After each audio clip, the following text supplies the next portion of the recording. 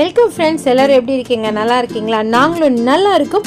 இன்றைக்கி நம்ம ரெஸ்டாரண்ட் ஸ்டைலில் ஒரு பன்னீர் கிரேவி தான் பார்க்க போகிறோம். பன்னீர் யக்னி. இதை பண்ணுறதுக்காக நாம் இப்போ ஃபஸ்ட்டு மசாலா ரெடி பண்ணிக்கலாம். மசாலா பண்ணுறதுக்கு 1 டேபிள் ஸ்பூன் அளவுக்கு தனியா, 1 டீஸ்பூன் அளவுக்கு மிளகு, சோம்பு, ஒரு சின்ன துண்டு பட்டை, ஒரு பிரியாணியில் 2 ஏலக்காய், 2 லவங்கம், 2 ஸ்டார் பூ எல்லாம் சேர்த்து ஒரு பேனில் நம்ம இதை நல்லா வறுத்து எடுத்துக்கலாம். நம்ம சேனலில் ஃபஸ்ட் டைம் பார்க்குறவங்களா இருந்தால் மறக்காமல் சப்ஸ்கிரைப் பண்ணிக்கோங்க. பக்கத்தில் இருக்க பெல் ஐக்கானையும் கிளிக் பண்ணி ஆல்ரெடி பட்டனையும் கிளிக் பண்ணிக்கோங்க. அப்போ தான் நான் போடுற வீடியோஸ் வந்து உங்களுக்கு நோட்டிஃபிகேஷனில் வரும்.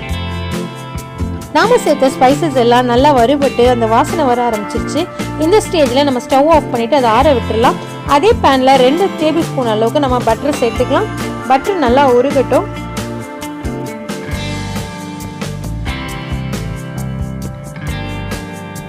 பட்டர் நல்லா கரைஞ்சி வந்துருச்சு. இப்போ நம்ம கட் பண்ணி வச்சுருக்க பன்னீர், இதில் வந்து நான் ஒரு 200 கிராம் அளவுக்கு பன்னீரை இந்த மாதிரி க்யூபாக கட் பண்ணி சேர்த்துருக்கேன். இதை நம்ம வந்து 2 பக்கமும் நல்லா கோல்டன் ப்ரௌனாக வறுத்து எடுக்கணும்.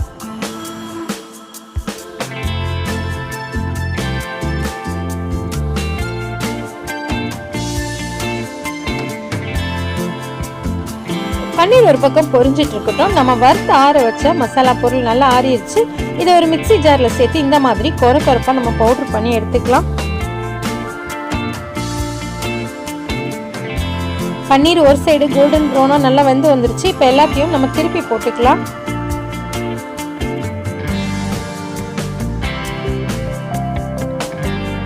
எல்லா பன்னீரையும் திருப்பி போட்டாச்சு. இன்னொரு பக்கமும் அது கோல்டன் ப்ரௌன் ஆகணும்.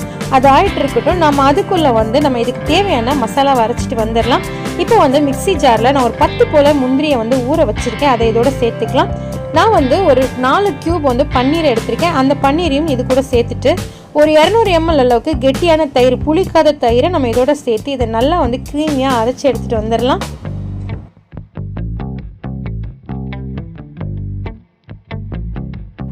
இந்த மாதிரி நல்ல ஒரு க்ரீமியான கன்சிஸ்டன்சியில் நம்ம அரைச்சி எடுத்து வச்சுக்கலாம்.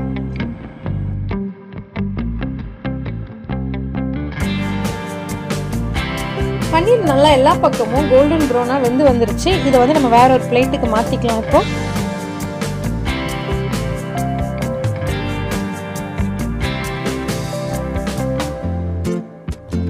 பன்னீர் எல்லாத்தையும் எடுத்துட்ட பிறகு அதே பேனில் வந்து நான் ஒரு கொடை மிளகாவை இந்த மாதிரி க்யூபாக கட் பண்ணி சேர்த்துருக்கேன்.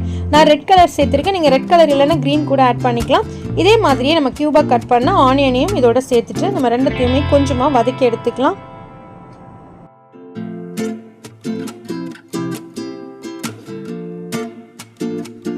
வெங்காயம், கொடை மிளகா ரெண்டுமே இந்த அளவுக்கு வதங்கி வந்தால் போதும். இதை எடுத்து ஒரு ஓரமாக வச்சிடலாம். இப்போ நாம் கிரேவி பண்ண ஸ்டார்ட் பண்ணிடலாம். கிரேவி பண்ணுறதுக்காக ஒரு பேனை எடுத்து வச்சுட்டு அதில் தேவையான அளவுக்கு நம்ம எண்ணெய் சேர்த்துக்கலாம். எண்ணெய் சூடானதும் ஒரே ஒரு பிரிஞ்சி இலை சேர்த்துக்கலாம். இது கூட வந்து 1 டீஸ்பூன் அளவுக்கு நான் ஷாய் ஜீரா சேர்த்துருக்கேன். நீங்கள் ஷாய் ஜீரா இல்லைன்னா நார்மல் ஜீரா கூட சேர்த்துக்கலாம். ரெண்டுமே நல்லா பொரிஞ்சு வரட்டும்.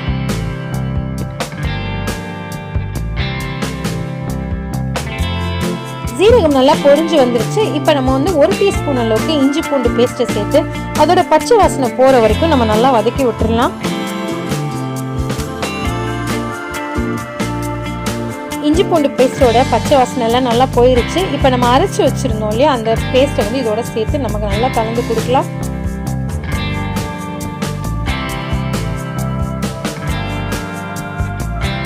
அரைச்சி இந்த மிக்ஸை நம்ம சேர்த்ததுக்கு அப்புறமா ஃப்ளேம் வந்து நல்லா லோ பண்ணிவிடுங்க.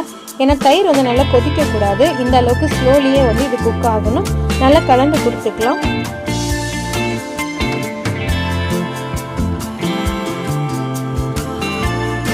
நல்லா கலந்து கொடுத்துட்டதுக்கு அப்புறமா நம்ம அரைச்சி வச்சோம் இல்லையா, அந்த வறுத்து அரைச்ச பொடி 1 டேபிள் ஸ்பூன் அளவுக்கு இது கூட சேர்த்துட்டு நம்ம தேவையான அளவுக்கு உப்பையும் இதோட சேர்த்து நல்லா கலந்து கொடுத்துடலாம். நம்ம சேனலை ஃபாலோ பண்ணணும்னு நினைக்கிறவங்க டிஸ்கிரிப்ஷனில் வாட்ஸ்அப், இன்ஸ்டாகிராம், ஃபேஸ்புக்கோட லிங்க் இருக்குது. ஃபாலோ பண்ணிக்கோங்க.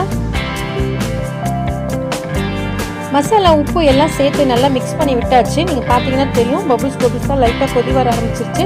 இந்த ஸ்டேஜில் நம்ம ஆல்ரெடி வதக்கி வச்சுருக்க கொடை மிளகா, வெங்காயம், நம்ம வறுத்து வச்ச பன்னீரையும் இதோட சேர்த்து நல்லா மிக்ஸ் பண்ணி விட்டுடலாம்.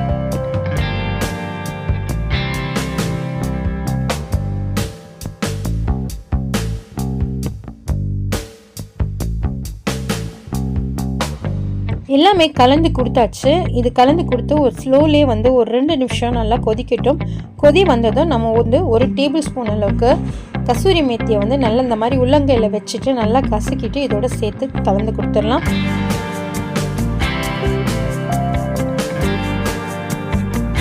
பன்னீரில் வந்து நம்ம நிறைய டிஷ் பண்ணியிருப்போம். இது வந்து ரொம்பவே டிஃப்ரெண்ட்டாக ரொம்ப க்ரீமியான ஸ்ட்ரக்சரில் சப்பாத்தி, நான், வெஜ் புலாவ் இதோடலாம் சாப்பிட்றதுக்கு வந்து இந்த பன்னீர் யக்னி வந்து டாப்பாக இருக்கும். உங்கள் வீட்டில் நீங்கள் நெக்ஸ்ட் டைம் பன்னீர் வாங்கினீங்கன்னா கண்டிப்பாக இந்த ரெசிபியை ட்ரை பண்ணி பாருங்கள். எப்படி இருந்ததுன்னு உங்கள் ஃபீட்பேக் வந்து கமெண்ட் செக்ஷனில் சொல்ல மறக்காதீங்க. இந்த ரெசிபி உங்களுக்கு பிடிச்சிருந்தா லைக் பண்ணுங்கள்.